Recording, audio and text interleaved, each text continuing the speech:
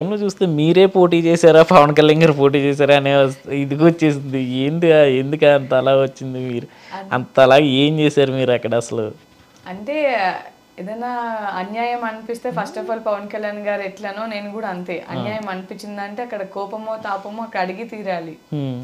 అక్కడి నుంచి బయటకొచ్చేస్తే ఆ మ్యాటర్ అక్కడితో ఆగిపోతది. సో, ఎక్కడిదక్కడే సాల్వ్ చేసుకోవాలి కాబట్టి, అక్కడే గట్టిగా అడిగేసి మనల్ని ఎవరిని ఏమనంటే కడిగేసి బయటకొచ్చేదాన్ని.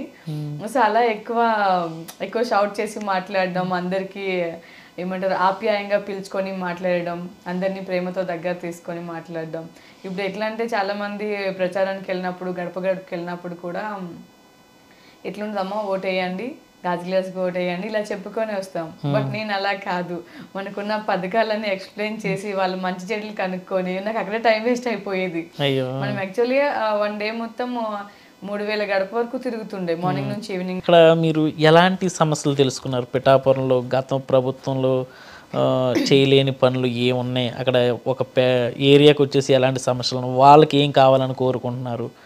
మీరేం తెలుసుకున్నారు? అంటే వాళ్ళకి మనం చాలా ఇచ్చాము. 5 ఇయర్స్ పరిపాలన వాళ్ళ 5 ఇయర్స్ పరిపాలనలో మేము చాలా చేశాము అని నోటి వాక్యాల ద్వారా విన్నాము, ఛానల్స్ ద్వారా విన్నామే కానీ అక్కడ చేసింది ఏమీ లేదు. ఎందుకంటే నేను చూశాను కదా, అంటే మనకి 8:00 వరకు ఒక పీరియడ్ టైం ఉంటుంది. మనం ఈ టైం వరకే ప్రచారం చేయాలని. ఈవినింగ్ 6 అయిందంటే ఒక ఏరియాలో కూడా స్ట్రీట్ లైట్ లేదు. ఇప్పుడు అంటే ఈ పరిపాలనలో ఏం చేశారు వాళ్ళు? అన్ని గ్రామాలని వెలిగించాము, అందరి కడుపు నింపాము అన్నారు. చూస్తే కనీసం ఒక స్ట్రీట్ లైట్ లేదు, ఒక డ్రైనేజ్ క్లీన్ లేదు, అండ్ మంచినీళ్ళు తాగడానికి మంచి వాటర్ కూడా అక్కడ అసలు లేదు.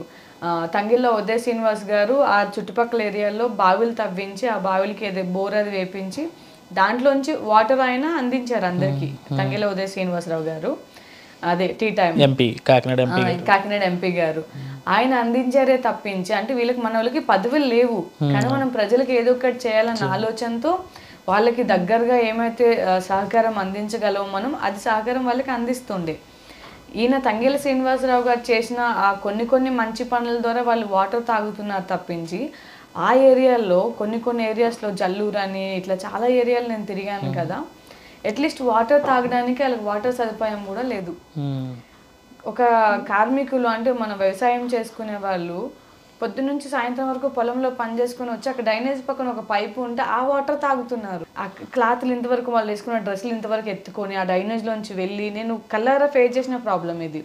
ఆ చీరలు పైకి లేపుకొని వెళ్ళి అక్కడ డ్రైనేజ్ ఇలా వెళ్తూ ఉంటుంది, అక్కడ పైపు ఉంటుంది, అదే వాటర్ తాగుతున్నారు వాళ్ళు. అండ్ అలానే చాలా ఇయర్స్ నుంచి ఆ డ్రైనేజ్లో అట్లా ఉండిపోయినాయి. ఇంత చెత్త పేరుకుపోయింది. ఆ చుట్టుపక్కల అంటే మనం ఒక 200 feet దూరం ఉంటేనే ఆ స్మెల్ ఇలా మనకు వస్తుంది. అలాంటి అక్కడున్న జనాలు ఎలా భరిస్తున్నారు పాపం.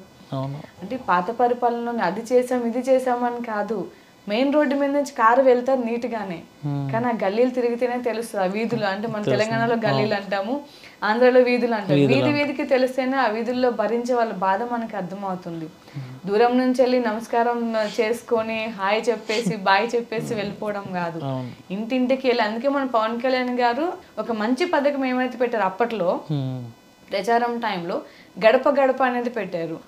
వీధి అని పెట్టలేదు, గడప గడపకి వెళ్ళి మనం ఎవరైతే ఆర్టిస్టులు అందరం వెళ్ళామో, యాక్టర్స్ కావచ్చు అండ్ బయట వాళ్ళు కావచ్చు, అందరూ ఇంటింటికి వెళ్ళి వాళ్ళ ప్రాబ్లం కనుక్కొని రావాలి. మార్నింగ్ నుంచి ఈవినింగ్ వరకు వాళ్ళ ప్రాబ్లమ్స్ అన్ని నాగబాబు గారికి అండ్ ఆ టీం ఎవరైతే ఉన్నారో వాళ్ళందరికీ మనం చెప్తే వాళ్ళు ఆ ఏరియాస్కి వెళ్ళి పర్సనల్గా కలిసి అందరితో మాట్లాడడం జరిగేది అప్పట్లో.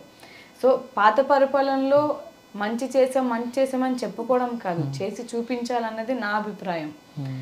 ఎస్సీ ఎస్టీ వాళ్ళకి కూడా చాలా చేసాము మేము, ఎస్టీ ఎస్సీ వాళ్ళకి ముందడుగుండి చేసాము అని జగన్మోహన్ రెడ్డి గారు కావచ్చు, ఆయన అనుచరులు కావచ్చు, చాలా మంది చాలా నోటుతుడుచుగా మాట్లాడారు. బట్ చూస్తే ఎస్టీ ఎస్సీ వాళ్ళకి అట్లీస్ట్ ఒక ఇటుక రాయి వేసి ఇల్లు లేదు, ఇటుక రాయి వేసి ఒక ఇల్లు కూడా లేదు. ఒక మన ఊర్లలో మన చిన్నప్పుడు ఉంటుండే పూరి గుడిచెలు, తాటాకులు ఇల్లు వేస్తుండే, దాని లోపల ఒక కిరసనాయిలు పెట్టుకొని ఒక బుడ్డి వెలిగించుకుంటున్నారు. అంటే ఇంకా వాళ్ళ బతుకుల చీకట్లోనే ఉండిపోయాయి. ఈ 5 సంవత్సరాల పరిపాలనలో ఏం బయటకు తీసుకురాలేదు. అంటే ఇప్పుడు జనసేన పార్టీ కూటమి ప్రభుత్వంతో వచ్చింది.